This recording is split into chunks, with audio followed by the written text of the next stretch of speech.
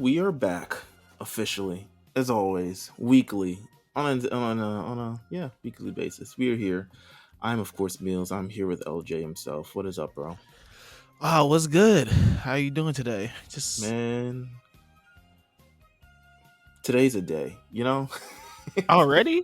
It's two No, it's o'clock, because three it's o'clock. WrestleMania weekend. Oh yeah, that's true. I'm, You got a lot I'm, to do this weekend. yeah. Well, I've had a lot to do this week. Yeah, this So, week in general, leading up to WrestleMania, and night man, one was a banger though. night one was crazy. Listen, we're recording this on Sunday, so it's not quite night two yet. But night one was an absolute banger. Spent the last week preparing for it, recording various different things, putting up various stuff on YouTube, making sure that the A show content is very pristine leading into this massive event.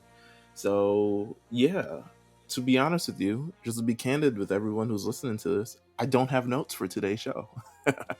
Like usually I don't know if you've ever seen my notes for when I do shows. Yeah, I have. It's okay. The It's listeners quite haven't, lengthy. but I have. Yeah, it's quite lengthy. Like I go in, there's funny stuff I may want to talk to, there's questions I want to ask you and ask myself. There's little things that I've noted, but I don't have that this time. But guess what? You and I been doing this for years. We are, as some would say, professionals. And I think we can still get through this entire thing. Let's No see. notes with no notes. No notes. Call it in the ring. That's what we do. Let's go. In the Hey biz. man, listen. We're we're finna make this work. First of all, shout out to the guys over at Subsly Dubsly. Show's very popular. Show's getting a lot of great conversation around it. Unfortunately, if you guys looked on the internet, there was an April Fool's thing.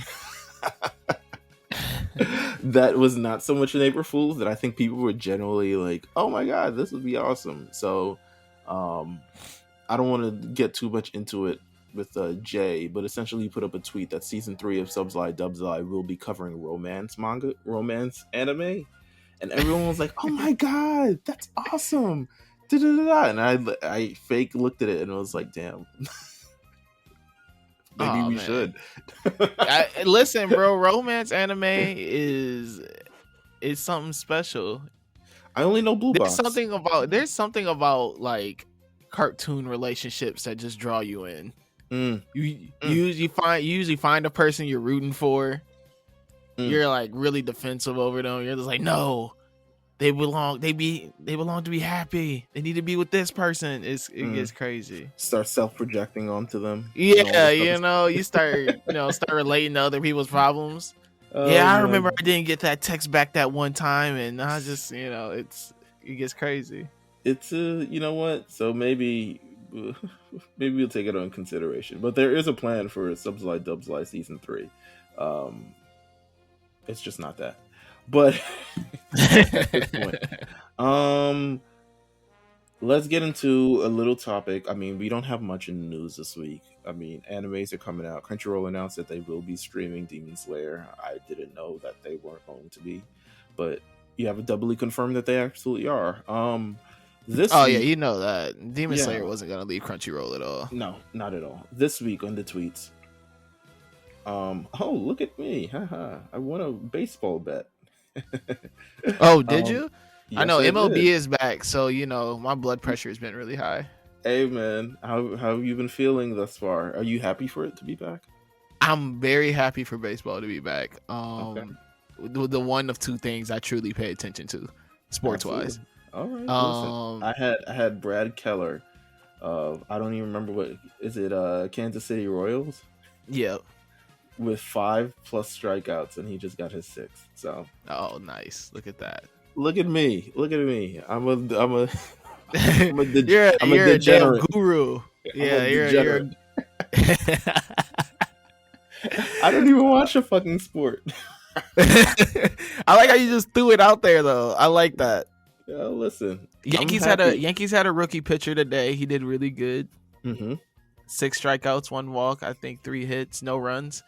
Okay. I was like, I could take it. I'll take it. Listen, this is what we need. The city, we need to restore the feeling, and then when the Yankees win, you can finally come back and bask in the parade. I'm ready to. I don't watch baseball, but if there's a parade to go to, I'm going. Oh yeah, no, we're gonna be out there together. Yeah, no ifs, ands, or buts about it. Like obnoxious Yankee fans, obnoxious baseball fans, I'm there. I do want to talk content. Absolutely, I do want to talk about something that landed on the internet. Speaking of content, this week it was a tweet that kind of sent. I don't know what realm of Twitter. I can't say anime Twitter, but maybe Black anime Twitter. Maybe anime Twitter. In a tizzy. In terms of, there was this tweet that was dropped earlier this week where this girl, you know where I could find the tweet? Where this guy responded to it. I'm not going to say the guy's name, but he does. I did order something from him and I haven't received it yet, so I'm pretty... No, you gotta put them out there. That's bad customer service. No, it's not. He says it's stuck at customs. I've been waiting. So it's the customs, the Pochita slipper thing. And they said it's stuck at customs. So I was like, you know what, whatever. It just is what it is. He's not a bad thing. My money isn't stuck at customs now, is it? This is true. Listen, it's crazy. Hold on. Okay, maybe the girl deleted the tweet. Oh, she sure the fuck did. Anyway, 4PF Barbie tweeted, in case she deleted the tweet and you want to go find her, said RDC World is one of the reasons why anime is accepted in today's society now. That sent the internet in a tizzy in terms of like people either people are assholes for denying the impact of RDC World, or people are crazy for giving them enough credit that they ushered in a new wave of fandom via their fan base. What say you on why anime is accepted in today's society? Why do you think so? Because Black people make things cool. I don't. Not wrong. That's why. That's a whole. There's a lot I could say about that, but I don't want to take away from RDC's influence, because I think for anime creators, especially Black ones, they have definitely helped pave the lane in terms of content creation and how things are discussed. You know, we're able, not to say like we're able to finally use our voice, but it's just like we're able to just kind of just talk about it just naturally how Black people talk about things, especially things that we enjoy. I think that a lot of anime's popularity now and acceptance into pop culture comes a lot more from just like, I mean, the internet in general is just, you know, you're able to find pockets now, and you're able to find your tribes now. And also anime is just, it's gotten better. Like it's Absolutely. Like that's like the main thing about it. It's gotten better. It's gotten more available. You're able to watch it on more platforms now. You're able to watch the old stuff, even the new stuff. The art of the new stuff has now taken over. Like clips go viral all the time now of like, holy crap, like look at this fight and look at this. I think that, I mean, it's been gone for a while, and it doesn't look like it's returning anytime soon. But like Dragon Ball Super, like I feel that was another big one that really helped usher in kind of this fandom. I mean, Dragon Ball Z in general, and just, but has always been that. But like New Age, Dragon Ball Super helped usher that in. Attack on Titan helped usher that in. Like the popularity has just come because the product is just continually got better, and the product is just, you know, now it's at a point where it's pretty undeniable of the fact that this shit is cool. I mean, it's always been cool, but it's like pretty undeniable now of like, this is something that you can watch. I know people who have never watched anime before who are now like, yo, what should I watch? And like, I really want to get into some stuff now. Yeah, I think just the popularity and the conversation around it has just grown. So I'm legitimately word for word, bar for bar in the same boat. It's like crazy. Like everything you named was stuff that I named as well, including Dragon Ball. But I think just in general, I think the large part of it, if I had to put in a very strong, like large main factor to why it's accepted in today's society, it's definitely social media. I think social media has not only made anime acceptable, but made any type of fandom acceptable in today's society. I don't think there would be a resurgence of 90s conventions or reboots of any show or Full House and Boy Meets World or Girl Meets World or whatever the hell it is. I don't think that exists without social media pretty much bringing attention that people are still fans of it and that there's a group of people who still want that kind of thing. And I think it's the same thing with anime.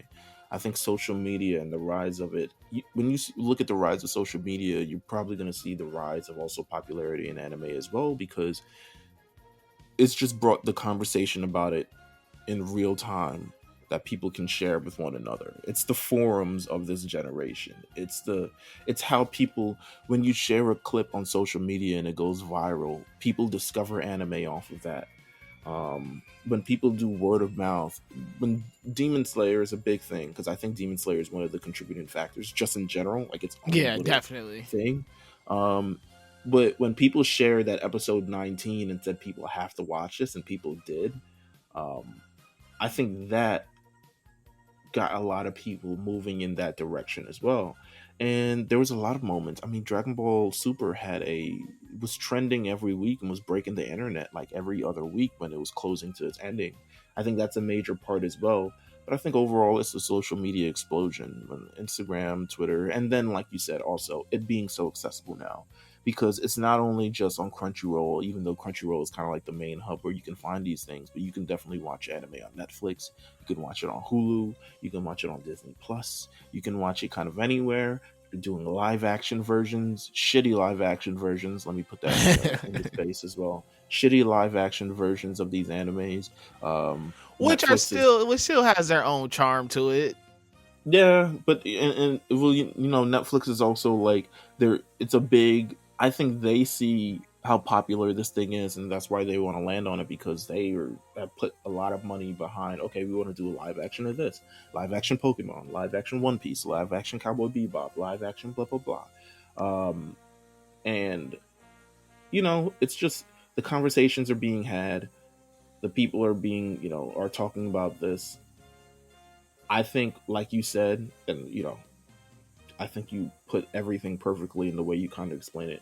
RDC World's influence more lays into the creators that have followed it. And I think they inspire a lot of creators, just not even in the anime space, but video games and sports and all the other things that they kind of tackle.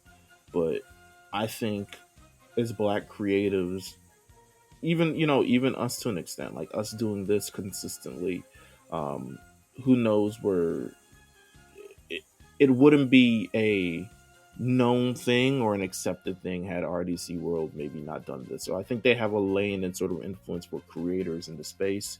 And also too, though, like people gotta remember, like, granted they do a lot of anime stuff, but pop culturally they touch on everything. Yeah, that's what my main thing is. Like, I don't even know if they're I can't even put them in a box. I don't even want to put them in a box of just like they're just anime. Like they touch on everything. Yeah, pretty much. Like, sports is where they're really gonna pop off. If they drop a sports video tomorrow, it's getting 5 million views. I've seen the views on their anime stuff, and it's not as large as them, but it's not like a small fucking number either. But and they're quick with it. Like, something happens in the world, and they have like a video ready for it. Absolutely. Whether it comes to music, like you said, music, sports, anything.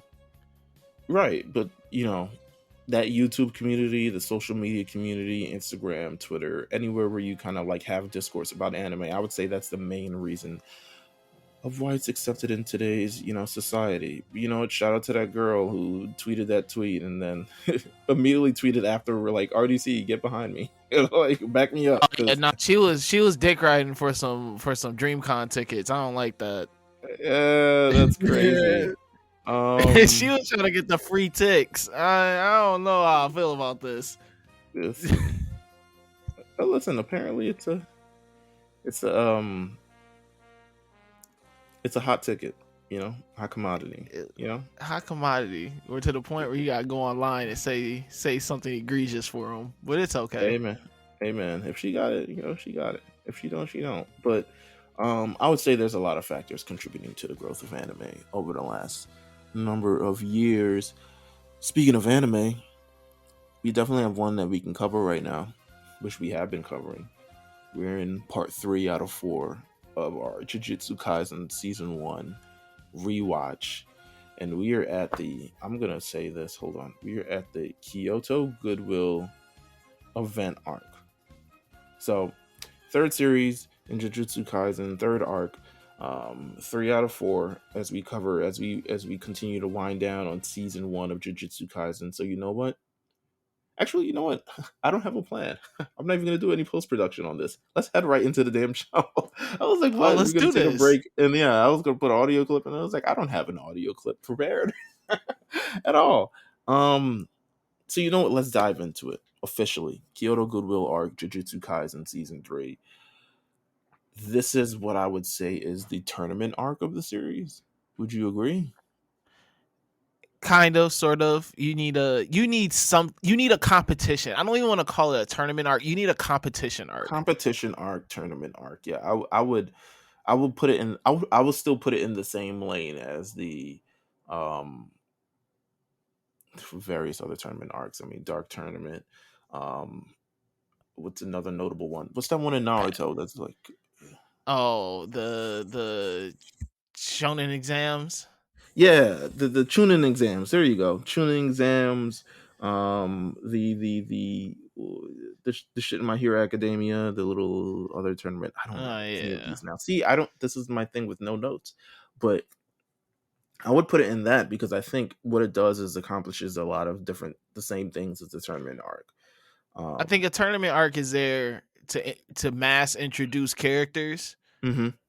in a very in a quick way, in a way where it's not like, okay, not in a It's way where natural. yeah, you know, because you got all these people here now. You're like, oh, who's this and who's that? You get to is a time for characters to like pop their shit. You get to see who got what special and what type of secret techniques each one got.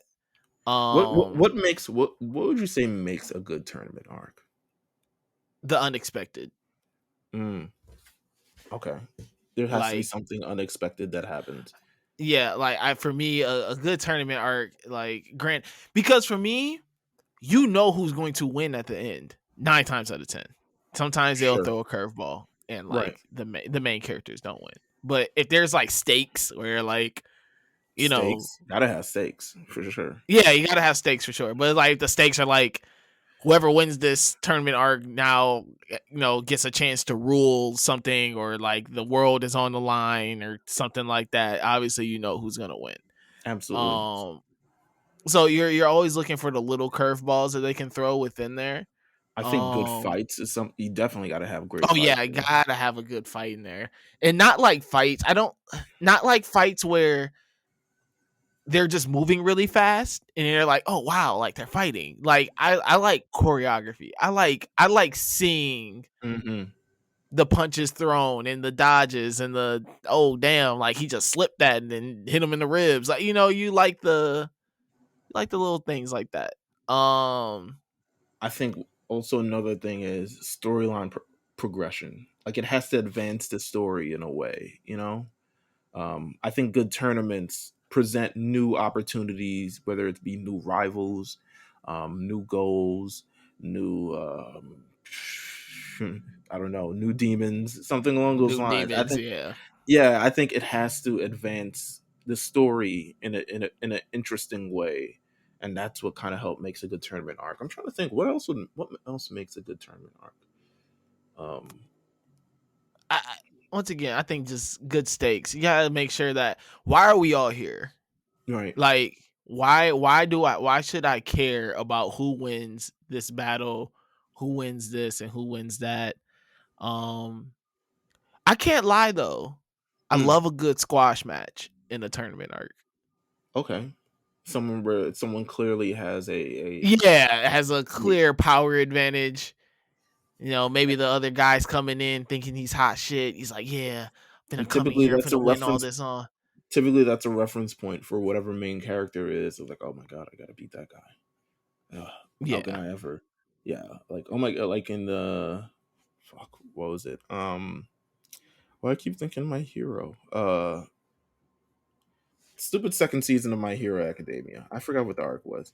Um, where Todoroki was like, "Oh my god, that guy, his ice power is just killing people left and right." And Deku was like, "I gotta face that guy," and Bakugo was like, "I gotta face that guy too." And then eventually, power of friendship, man, all this shit that happened. UA Festival arc. Um, There you go. Also Dark Tournament arc with what's my man's name? Uh with the glasses, sunglasses all the time. Yes, yes, yes, yes. Toguro? Fuck. Toguro? Toguro. There you Tog- go. Toguro. yeah. Also Yeah. big stepper in that arc. Um, but then you Super. know the it presents different opportunities. Hiei's power we wouldn't have seen, and Kuwabara's taking it to the next level, and Kurama really like showing his stuff and stuff like that. And then also um the fucking main character now. Yusuke? Yeah, there you go. See why I need my notes? Um Him getting to the next level as well. So when you enter that tournament arc, you don't really leave the same. You leave in a much more experienced role. To be honest with you, I don't know if the Kyoto Goodwill Event arc checks any of these boxes as much as they Oh do. no, it doesn't. It because well, once again, I don't see this as a tournament. It's a competition for sure. Um, you get Well, introduced. he gets a little power up. He learns the Black Flash, and that Oh becomes a yeah. main, yeah, a very strong thing in his catalog. Yeah. Um, but no, I mean it has the essence of a tournament arc. You get Mm, to meet people, there's some good fights happening, there's a score, you know. Uh they're really fighting more for bragging rights than anything else. right. Of Nothing course. I like the mean, yeah. stakes aren't really huge. So this is just going into the story itself. This is I think it's the 30th annual one. Either way, it's a rematch from last year where one Yuta Okotsu, who has not been seen in the series as of yet and isn't seen in season one of the series, whooped all their asses of the Yeah, Tokyo school single-handedly they single said. handedly. Yeah. So they're coming back for blood. Yuta's not currently with this squad because he's off, working outside or studying abroad or whatever the hell excuse that they gave. That you see at the end of the Jujutsu Kaisen Zero movie. But he's not in the arc. So now it's a bit of a much more level playing field with the Kyoto students and the not Tokyo. Yeah, Tokyo versus Kyoto students. Um, Going head to head. Now we see this before we get into, because there's definitely some villain stuff that happens. Actually, yeah, we'll get into the villain stuff afterwards because it becomes a large part of this thing. Like it's very Naruto esque. Um, so it's the day of the tournament. Everyone's heading there.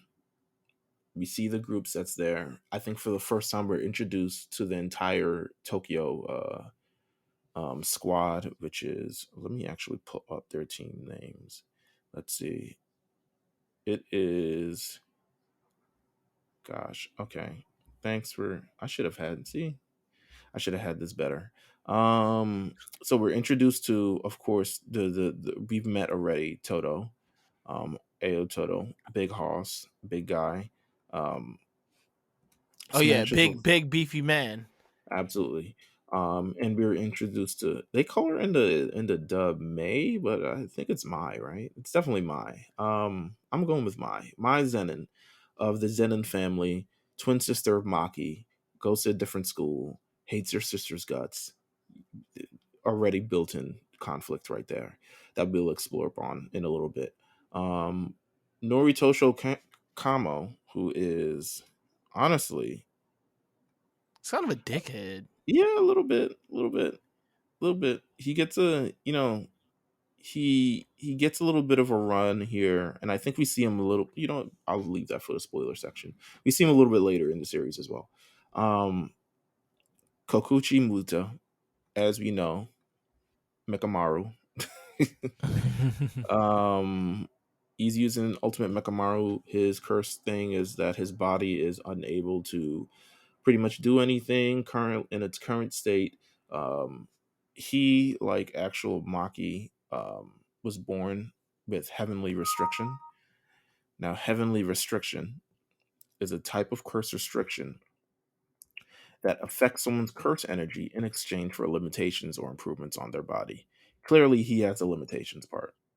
His body is cracked. It is done for. He works elsewhere and he controls a Mekamaru bot who kicks ass in this series, and that's kind of where he is. Whereas Maki has heavenly restriction, and we'll see that she kicks many of her ass in this arc. Miwa, who's my favorite, Kasumi Miwa, just cute. Miwa's your favorite? I felt Yes. bad because I No. definitely slandered her in the text. She is a I love her. liability. No, she absolutely is, but I love her. She's funny as hell. Like the part where Mekamaru is kind of like looking back in his life, whereas Miwa looking back at his life, and she's like, "I got these for you. I know that you're favorite," and he's like, "I don't eat batteries. I'm not an actual robot." And she looks back and she's like, "You guys told me that he was." I was like, "That's adorable." Her getting the selfie with Gojo, her clearly being over her head, her picking up the cell phone and getting cursed speech out of the tournament, like. I love every moment that she's featured in. And then we have She gets her Momo. sword taken, and she's just like, Yeah, "Well, I'm done." we have Momo Nishimiwa, um, who flies on a broom. Not really that thing, but we need a Momo in every series apparently. So No, yeah, for sure. absolutely, their principal is this old fart Yoshinobu Gakuganji. Oh, fuck that Um, guy. Hate him. yeah, conservative, hates, wants to keep the order of how things are going currently in the Jujutsu world, and their teacher is Yutahami Lori or Iori. I want to say Iori. Student supervisor of all this entire thing, kind of where Gojo's at. She's where Gojo's at, and Gakuganji is where the principal is at in the Jujutsu Kaisen school. So we got that kind of side laid out. We already learned about the other side in the last episode. So it's an even tournament thus far. Well, even to this part. So it's going to be Megumi, Nobara, Maki, um, Panda. Fuck, what's the other guy's name? um, it's Curse Speech guy, Toge. Oh, oh yeah. In no, you know what I'm saying. Yes, no, don't be no Toge. Um, so we get all those, and they're going to be going up against this. But now there's a little wrinkle in their plan, because as Gojo reveals at the top of this tournament, Yuji is actually alive. And he pops out this box, and it's supposed to be this big thing where he reunites with his two friends, even though his two friends are mortally, embarrassed, mortified that this guy is actually alive and played this corny ass joke after they mourned for him after everything that went on. So, Yeah, it's been a minute. How would you yeah, feel in that? How would you feel in that situation? I want to feel if you said you were dead and then you popped up later, like, actually, it was a joke. Um, I would be grateful that you were alive, but I'll also be peeved that you think this was a joke. I'd be like, we could have not really that funny, but I would have reacted to kind of how they were. Absolutely. Um, but also this is a low stakes thing. Like if they're so here's the thing. The Kyoto Goodwill arc is for bragging rights, and pretty much like, yeah, there's not any stakes on the line in general. So I don't think I would react in a way. Now, if this was a life or death situation, oh my god, he's back. Yes. Oh, finally. Something on our side. But since there isn't, like, it is what it is. Yuta killed everyone last year, and then everyone kind of went back to their lives. So it is Yeah. what it is. So now they have to. That presents a new strategy for the Kyoto school. Um, the Kyoto school says, or immediately given orders to kill Yuji. I was like, all right. The principal comes in like, all right, team, we got a plan. What's the plan on beating them? Fuck beating them. Kill Yuji. Kill him. We need him dead. I want everyone focused on the murder of this guy. Please kill Yuji. What do you think about that plan? The plan sucks. I told you he's a hater. Like I think that first of all, I don't think that any of them 1v1 could beat Yuji outside of like Toto. But like any of them else ran up, I think that Yuji would have made light work of him. It was interesting when Megumi revealed like if he's pretty strong. Like if you guys couldn't use any of your curse energy, he would beat the shit out of all of us because he's just naturally gifted in a way that it makes it seem like he has heavenly restriction. I mean, no spoiler section yet, but that hasn't been revealed about how he's so naturally strong in the first place in the series, I believe. So there's nothing to spoil. But he just drank his milk and did push-ups, I think. Amen. I mean, that might be the case. So they're working on how do they incorporate Yuji within this, and they're like, okay, Yuji's going to be the one who fights Toto, and then everyone else is going to try to just kind of make well how they do, since Yuji is the only one who can kind of like take the brutality ass whooping of this. So that's a plan on both sides. One plan, kill Yuji. Other, Yuji fights Toto, and everyone else tries to complete the game itself. We learn immediately, or rather immediately, the Tokyo school learns that, oh, they're trying to kill Yuji. We should probably do something about this. Let's get through the fights, because we have a couple episodes actually worth of this entire thing. So throughout this, I think this is the episode wise. This is the longest arc, right?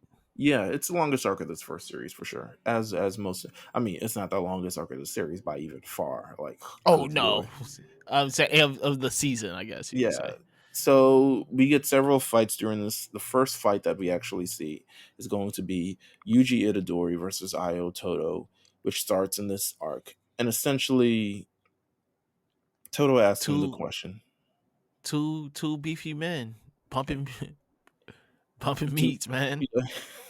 He asks him the question, what type of girls do you like? To which Yuji says, of course, girls with asses like Jennifer Lawrence. To which now we have this sequence where they believe now that they're best friends, and they're on the same feel it, page. Man. Sometimes you gotta bond over ass. I don't think there's anything wrong with that. Hey man, it is what it is. Sometimes everyone has their own quirks to them. I like the edit on Twitter when it says instead of Jennifer Lawrence, it says Meg Thee Stallion. Easily better, way better. Should actually be a canon thing, to be honest. Yeah, I wish.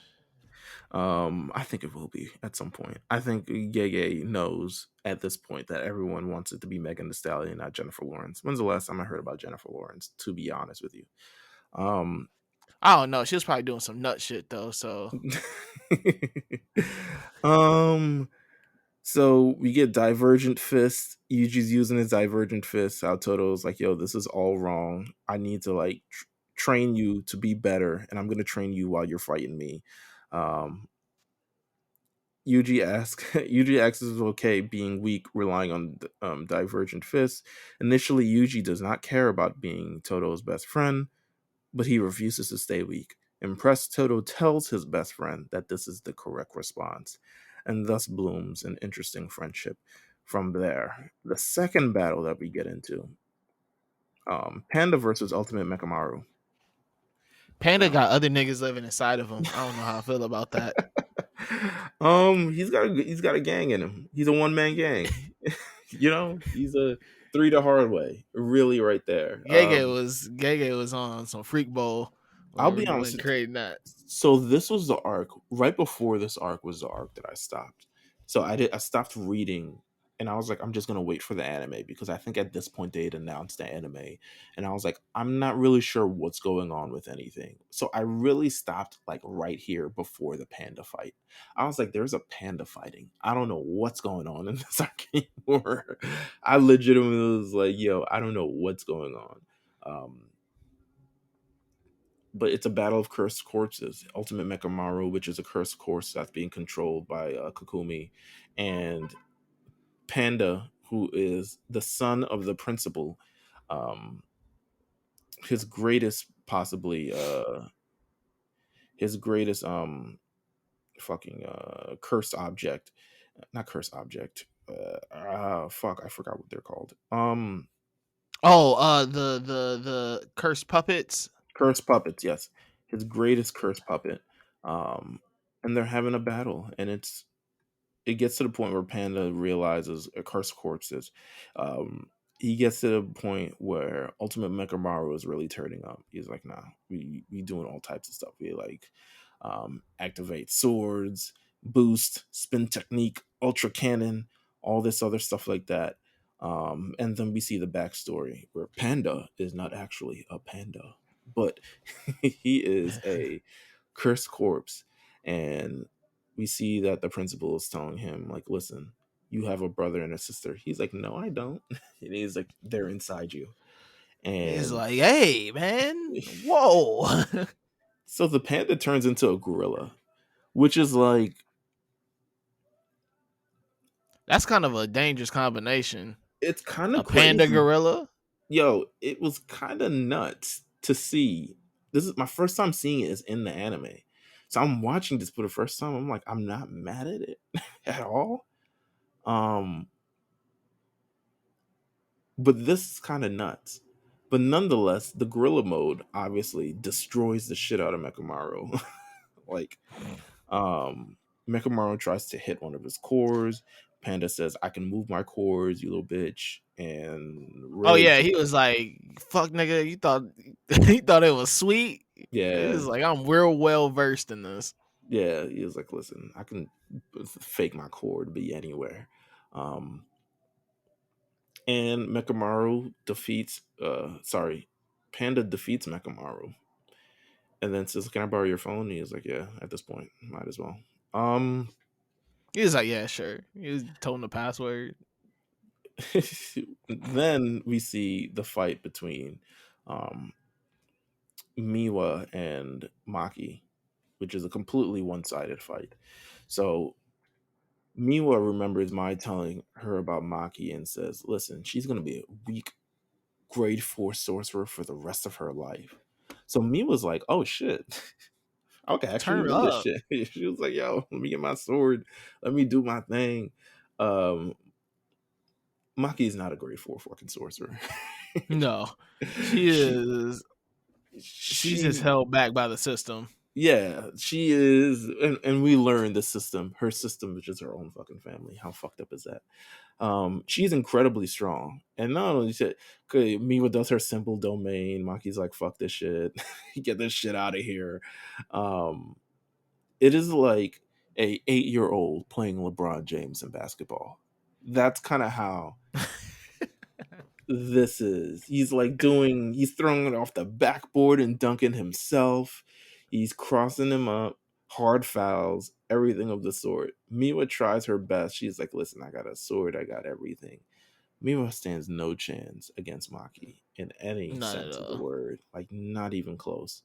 Um, even Shout out so to much Bay. Absolutely. Even so, the teacher was like, yo, Maki should be promoted. And Gojo's like, yo, if it were up to me, she'd be number one. But Maki has heavenly restriction and does not actually have a curse technique of her own. Instead, the power which would, I guess, summon her curse techniques is used to fortify her body, which makes her ultra strong and ultra vigilant, even though she can see cursed things, but she wields cursed objects instead.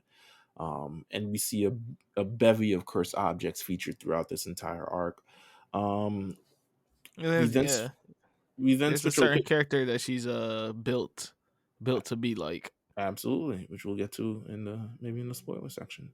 Um, So this is the ladies episode, which I love, episode 17. I love this episode because I was like, wow, I've never felt like an episode dedicated to just 8 strong women, or I think it was six strong women fighting in an episode, and it's just the women. Um, because now we're introduced to Nobara versus Momo, and they have like more so beyond just a battle of like actual like skill and stuff like that. It's a battle of ethics. Oh yeah, Because they're having real girl talk. yeah, Momo was like, listen, you don't understand. It's hard to be a woman and a jujutsu sorcerer. Like, Mai goes through so much shit because, you know, her family thinks that she's weak and is a failure and da da da da. To which Nobaro says, misfortune doesn't give anybody the right to be cruel, and being fortunate doesn't mean that someone has to be nice. Which I was like, well, barred me up. Barter up. Barter up. Gave her the mic. She went crazy. She said Maki has the same upbringing as Mai, but they're far from the same.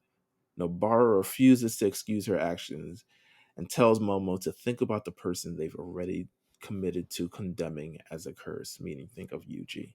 So they're having this battle. You know, Momo's flying through the forest on her thing. They're getting a nice little, you know, it's like movie action graphics and stuff like that. As Nobara's trying to use her straw doll technique resonance, and she eventually does and takes over Momo's broom, causing her to fall. And just as she's about to hit her with this this squeaky hammer, um, she's shot in the temple.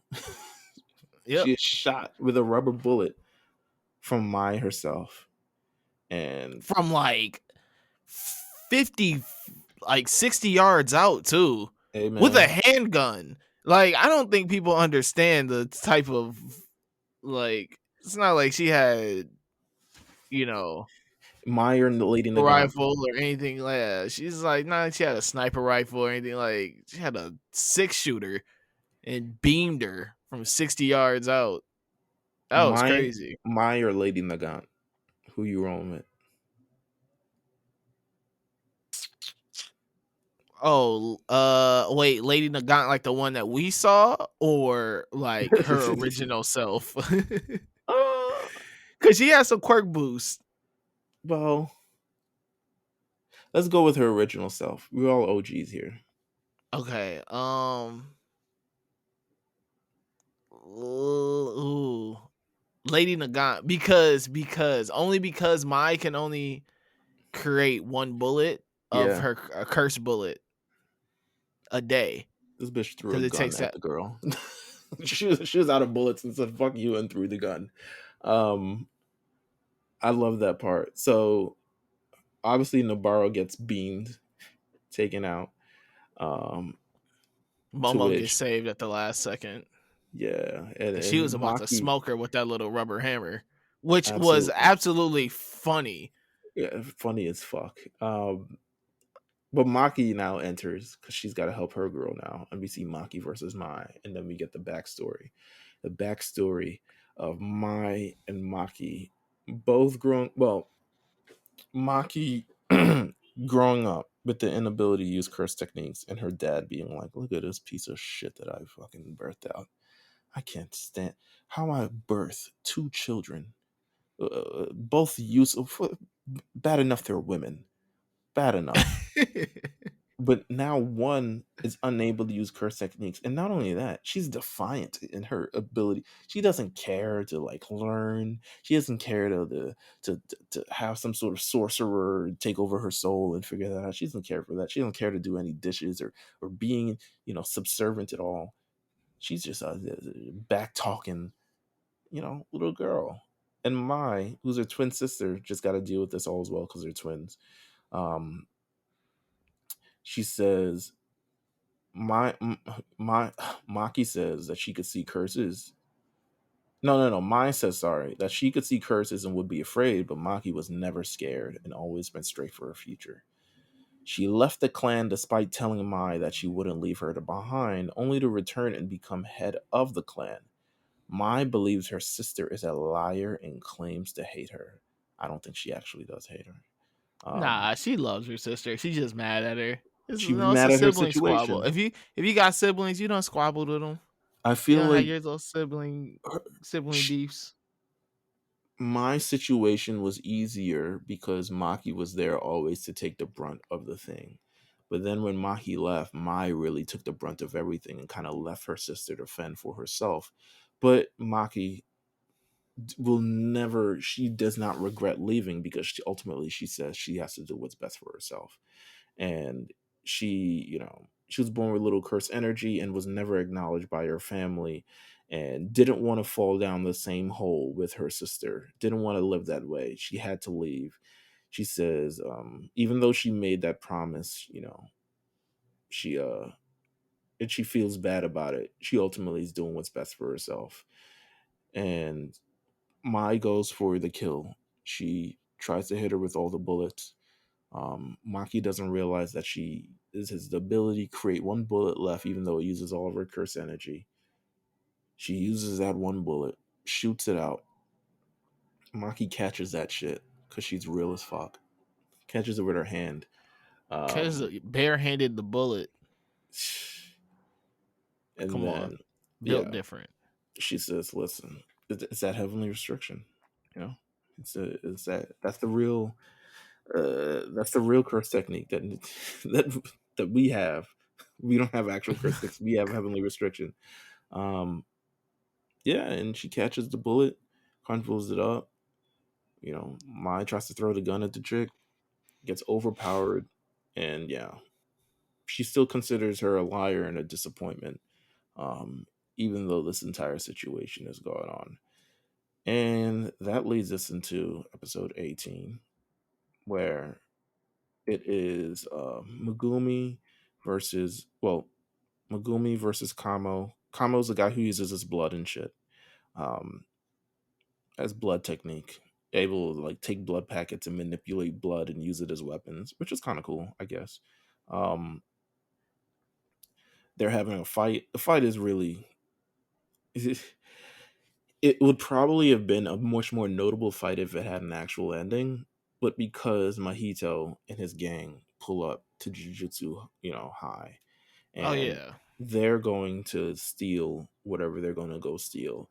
On the other side of things, Nanami pulls up.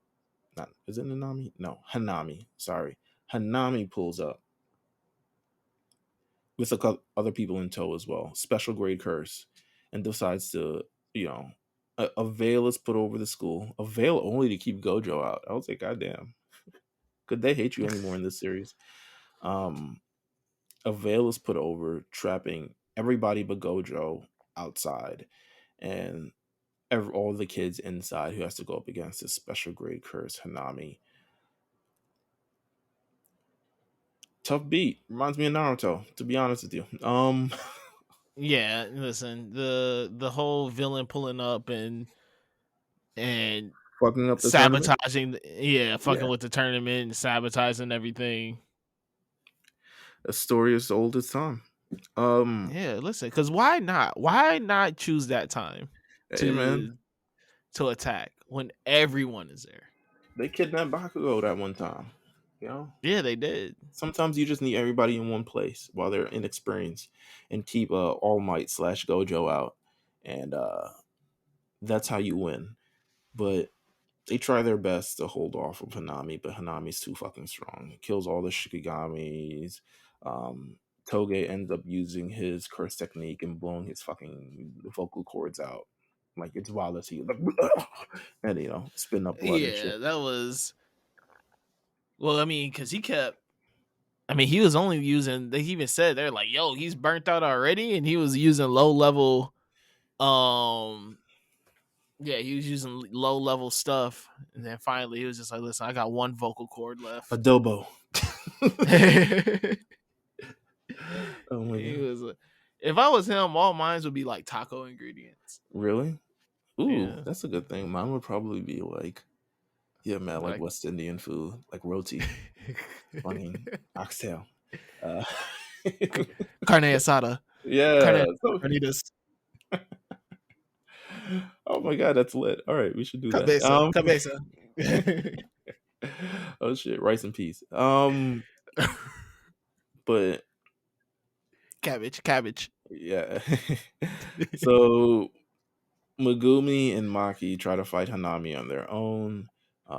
Trade in the cursed tools and everything like that, but Hanami gets the best of them, and that is where Yuji and Toto come in, and they're the people who get the main, fun stuff going this episode. And we actually get to see Toto's quirk this time. We get to see Toto in action, full action, as he teams up with Yuji to fight Hanami. We see a little bit of Toto. Back in 3rd grade, he beat up a high schooler and sat on him, claiming that life was boring.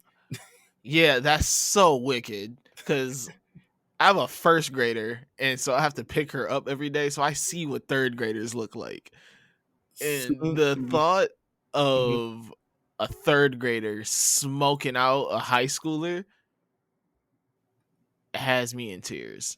Soon after, a woman who we would find out later in the series is going to be Yuki Tsukumo. We'll find about later in the series. Calls out to Toto and says what women are his type. Upon meeting, Toto felt like his life was never going to be as boring again, and now we see his kind of life. We see his curse technique, which is the boogie woogie. Now, the boogie woogie is cool. I like it. No, it is. This is a tight technique. User claps his hands. No, go ahead. I was gonna say, if you're in a real fight and you have this technique, that would be so clutch. So the user claps his hand and he's able to transport 2 different bodies of things, or at least change their positions. So it presents this amazing fight that we see with Toto and Yuji versus Hanami, where, constantly they're changing positions, using Black Flash, punching, changing positions, overwhelming Hanami to the point where he's really pushed those limits as well. And it just keeps going back and forth and back and forth. Yuji runs off like 7 Black Flashes in a row. Yeah. Really some apparently it's like some unprecedented shit, but Yeah, it's like, oh my gosh. It's like, whoa, 1. It's like the first time they introduced the 3-point line. Like, yeah. Whoa, wait, you can hit multiple? Hold on now. There's some other stuff going around with all the characters, but that's not important now, because Gojo has managed to find his way. Well, the domain manages to break, and Gojo finds his way to where he is, and he's like, yo, I cannot wait. So Gojo shows up, severs the limbs of one of the people, which is nuts. He's like legitimately, it's like, oh yeah, so what you're gonna do is like twist his arms and legs until they're just not yeah, and leave pretty much his stub of an inner body like kind of together, so they can use him for interrogation to kind of find out more about this plan. They continue to do Hanami. Yuji tries to pursue Hanami, but Toto yells at him to stop, as he's worried his new best friend would be turned into collateral damage. Gojo decides to go crazy and combines Curse Technique Lapse Blue and Curse Technique Reversal Red together, resulting in Hollow Technique Purple. The fissure from the purple leaves. That sounds like a weed strand. Whoever has that, please hit me. If you're listening to this episode, you got some Hollow Technique Purple, DM me. Once they're able to move on from various strains that are Dragon Ball Z related, maybe we'll get some Jujutsu Kaisen related strains. Yeah, I know, right? I can't wait. I can't wait the next time I go to New York, go to Zaza World, and but yes, the purple shows up and absolutely wrecks everything in front of it, and they don't know if Hanami's been killed or not, but Hanami has not actually been killed.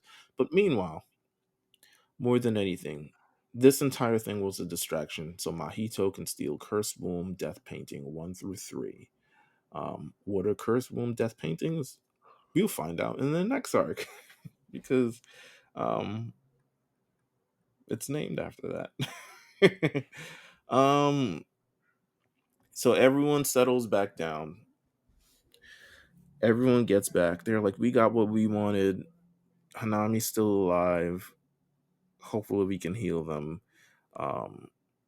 Geto is still looking forward to October 31st. He was like, no, we can't really beat Gojo right now. He says when Hanami asks about why don't they seal Gojo with the veil, Geto explains that they don't want to direct his attention to Mahito's main mission. Geto believes that one of the students acted as a landmine for Sukuna, which is Megumi, and if they were to kill the student, Megumi, wait, my page refreshed. If they were to kill the student, Megumi, all of their plans will be ruined. Jogo suggests for them to kidnap Sukuna's vessel, but Geto says Sukuna is a bomb for both of them in Jujutsu High, which means if shit goes bad, shit's gonna go really bad. And so they're like, you know what? Let's just tread October 31st. We'll wait on it. It's a couple weeks away. We'll figure it out. Then everyone kind of like heals up and they continue the tournament, which is a baseball. The second part of it is a baseball game, which Tokyo wins 2-0. How did you feel about the baseball? Oh, it was great. The Toto part was absolutely hilarious. It's probably one of my favorite episodes of the series too. I love a good baseball episode. Love it. But yeah, it was. I think after all that happened, that was a fun way for it to end. Yeah, it's very. To be honest with you, now reading multiple upon multiple chapters of this is very Gege-esque. Yeah. Way to kind of like, okay, let's run it back to humor and in the most unsuspecting way that you can kind of figure out. So that is kind of what ends the Kyoto Goodwill Event arc, which is an interesting kind of tournament arc, interesting kind of competitive arc. Involved a lot of plot progression in terms of we see a lot of the progression with our main three, Yuji, Megumi, and Nobara, while we also get to see the powers of all the other people in the Tokyo class and the Kyoto class, both of them which become a major part of the series moving forward. Well, I don't know, not as much Kyoto, but kind of Kyoto, but more so of the Tokyo class. We learn a lot from there. They have the cursed wombs. They were able to move through Tengen's, security blankets of whatever it is and manage to steal cursed wombs 1 through 3, which is what they wanted to do. What does that mean? We'll have to find out in the next arc, which is the Death Painting arc, which is the final arc of season 1 of Jujutsu Kaisen. If you do not like spoilers, thank you guys for tuning in, of course. Continue to support all of our content. Make sure you follow the Lookout at the Lookout RNC. If you did not read manga, please do not step forward here, but because we are about to enter the spoiler section. Spoiler section. Let's get to it. Did anything in this arc make you think of anything that happens in the future manga moving forward? Doesn't Toto lose a hand? He loses a hand, right? Toto loses a hand. Yeah, he loses a hand. He's still able to clap. Yeah. It doesn't really stop him not being able to use his technique, but he loses a hand. He loses a hand in the Shibuya incident arc, which is going to be part of this next season that we coming up. What's other things that I've noticed about this? Well, we got to go back to so I feel that, granted, Hanami coming and pulling up, and also, what jumping did you like better, the Toto in Yuji or Nanami in Yuji? I like Hanami in Yuji, because it's more, he doesn't have control and he's just like, what the fuck? And getting hit. No, I'm saying, oh yeah. That one, because there's a lot of jumping that happened this in the past 2 arcs. Like Mahito gets jumped, Hanami gets jumped. Just a lot of great things happening. But back to my original point. Back to my original point though. Although I feel like Hanami and them kind of pulling up and Yuji and them fighting the curses was a really big part. I think Mai and Maki was like, I feel like that's what they really wanted us to get out of this arc, and then you see what happens in the future with Mai and Maki, especially after the Shibuya incident. And I feel like seeing this now and seeing how they are now, and then going all the way to that point, leading up to Mai's death, I think like I like seeing the contrast between it and between them in their moments, because like there's times where they're like with each other, like Mai always kind of acts like shaded towards her sister until her like final moments where she's like, or Maki's like, no, you're my sister, and it's like, I love you, right, and appreciates the strength that she have no matter what, because yeah, they realize that even together, like, they're not really escaping the terrible atrocities that their father has kind of like, I guess, bestowed upon them in this instance, and they can't. Rather than, I don't think they believe that they can kind of beat them separately. So now they're together forever. And I guess one thing that this arc kind of like made me think of was, first of all, I completely forgot about Mekamaru just in general. But Mekamaru plays I don't want to say a big part in the Shibuya. I mean, he plays a part in the Shibuya incident, but he really like kicks off things when we get to the Shibuya incident arc, because we learn it's Kakumi, aka Mekamaru, who is the one who's kind of like the snitch, um, who pretty much like revealed the location. He never gets any like big he he doesn't never have has the anything big happen to him moment. in this arc. No. He doesn't have anything happen to him in this arc, but it's because he's a snitch. And when we get to the beginning of Shibuya arc, you realize that he had some sort of agreement or binding will agreement with Mahito to repair his body. So once he repairs his body, then Mahito fights Mekamaru, and that's the first big fight before we head into Shibuya incident arc. So that I remember that specifically because we don't get a lot of Mekamaru. Who else reminded me of things in this arc?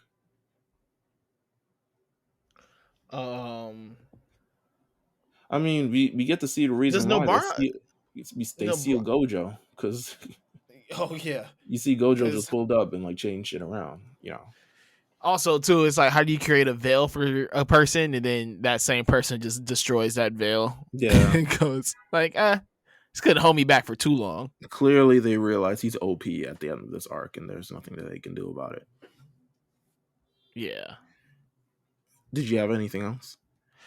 I'm trying to think of anything else that ties into the future. I mean, obviously, we brought up Toto and him losing his hand. Mekamaru, who has his moment.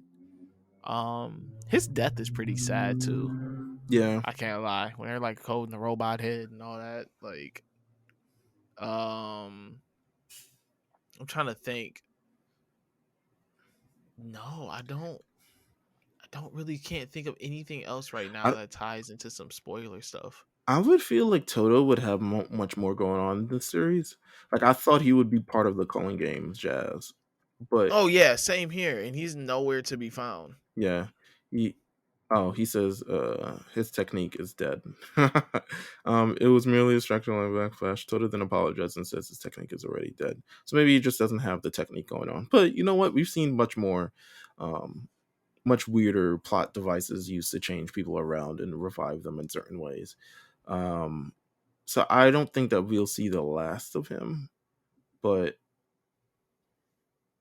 he just isn't seen for a long time after this. And then I haven't read any of the chapters that came today because I know something would pop in my head. But also seeing the principal, clearly his goal is to make sure that Yuji dies. And after the Shibuya incident, he's like, look at what this fool has cost us. Now everybody gotta pay. He's pretty much like banned Yuji from ever returning to Jujutsu Yeah, High. he hates him. I don't understand why he's such a hater, but it's all good. They hate to see a young nigga shining. Really does. we'll leave that for the spoiler section because I think, honestly, I don't even know if there is much more. But you know what? Next week we're gonna be talking about the death painting arc. It is the last arc of season 1. Some cool shit goes on. It's the shortest arc too. But some cool shit goes on. So that's always fun. Yeah, Nobara gets her moment. Yeah, I Nobara love gets a that. moment.